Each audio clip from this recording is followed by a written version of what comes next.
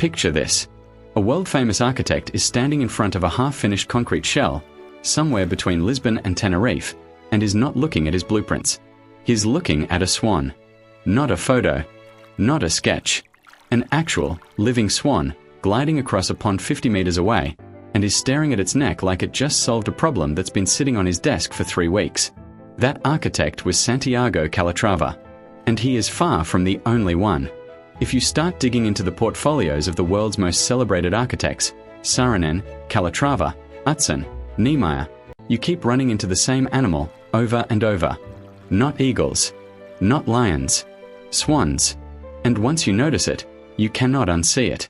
So today we are going to answer a question that sounds almost silly at first. Why are some of the most rational, math-obsessed, structurally paranoid people on the planet quietly obsessed with a bird best known for hissing at children near park ponds? Stick with me, because the answer isn't about beauty. It's about engineering.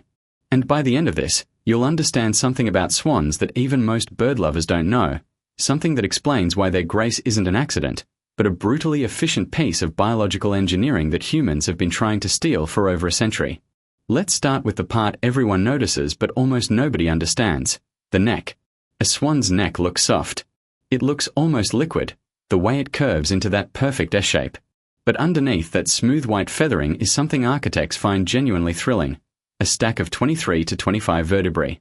For comparison, you have 7. A giraffe has 7. Almost every mammal on Earth, regardless of neck length, is stuck with exactly 7 neck vertebrae. Swans broke that rule completely, and that extra segmentation is the entire secret.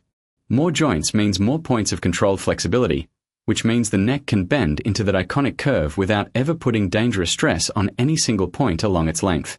The load is distributed, spread out, shared. Now hold that thought, because that exact phrase, load distributed, spread out, shared, is also the holy grail of structural engineering. And that's precisely where things start to connect. Take the TWA Flight Center at JFK Airport, designed by Eero Saarinen in the early 1960s.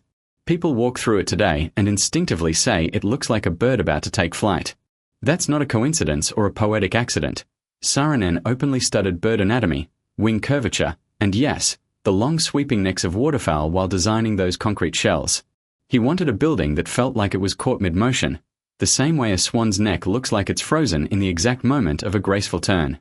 The roof of that building isn't held up by straight beams jammed at right angles. It's a series of curved shells, each one distributing weight the way a swan's vertebrae distribute the strain of holding its head aloft for hours. Here's where it gets stranger, though. That curve isn't just aesthetic preference. It's mathematically the most efficient shape for handling certain kinds of structural load, and it's called a catenary curve, the natural shape a chain forms when it hangs freely between 2 points, pulled only by gravity. Flip that curve upside down, and you get an arch that channels force purely through compression, with almost zero bending stress. Architects have used catenary curves for centuries, from Gaudí's Sagrada Familia to modern bridges. But here's the twist that almost nobody talks about. A swan's neck, when it's relaxed and lowered to feed, naturally approximates that exact same curve. Not because the swan is doing geometry. Because evolution already solved the same physics problem architects spend years calculating with software. That's the part that should give you chills. A swan isn't imitating good architecture. Architecture is imitating millions of years of trial and error engineering that already happened, quietly, in the necks of waterfowl. Now let's talk about Singapore, because this is where the obsession gets almost literal.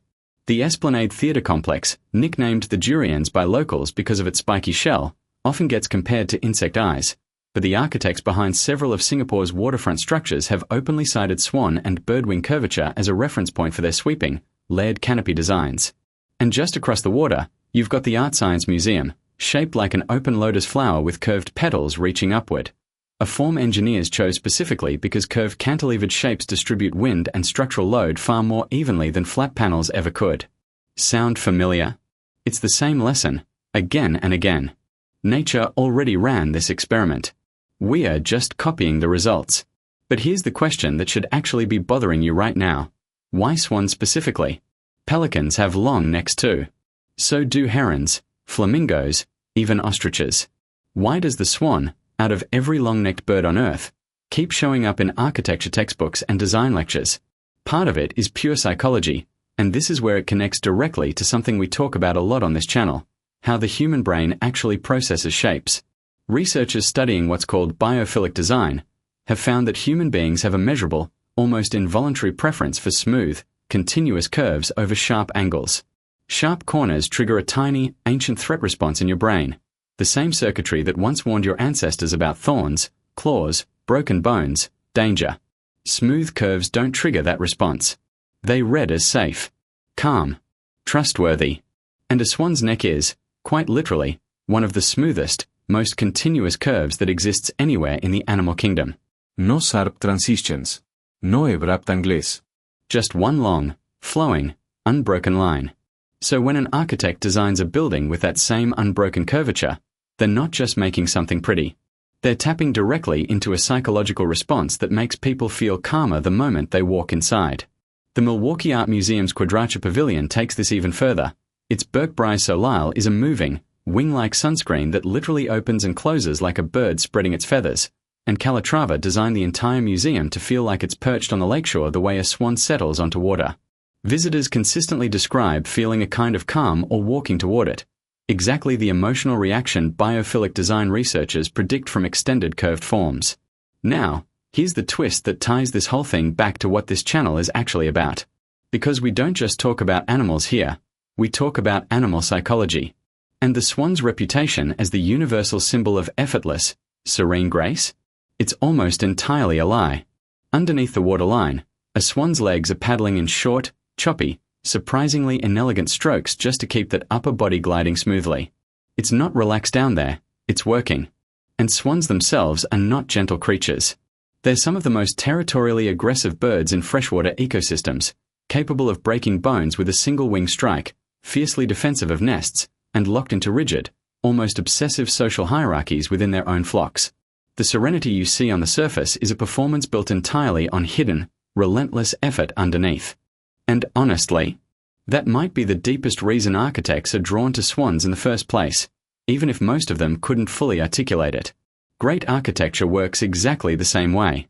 What looks effortless to you, standing in a lobby admiring a sweeping curved ceiling, is actually the result of thousands of hours of stress calculations, wind load modeling, material testing, and structural paranoia happening completely out of sight. The building isn't actually effortless. It just learned, from the swan, how to make brutal complexity look like ease. So the next time you walk into a building with a long, sweeping, curved roofline, an airport terminal, a concert hall, a museum that seems to flow rather than stand, you're not just looking at concrete and steel. You're looking at 25 vertebrae's worth of evolutionary engineering, translated into human materials by people who spent years studying a bird most of us only ever see hissing territorially at a stranger's dog in the park. Grace, it turns out, was never really about beauty. It was about distributing stress so well that nobody can see it happening at all. Swans figured that out millions of years before we had a word for architecture. We just finally caught up.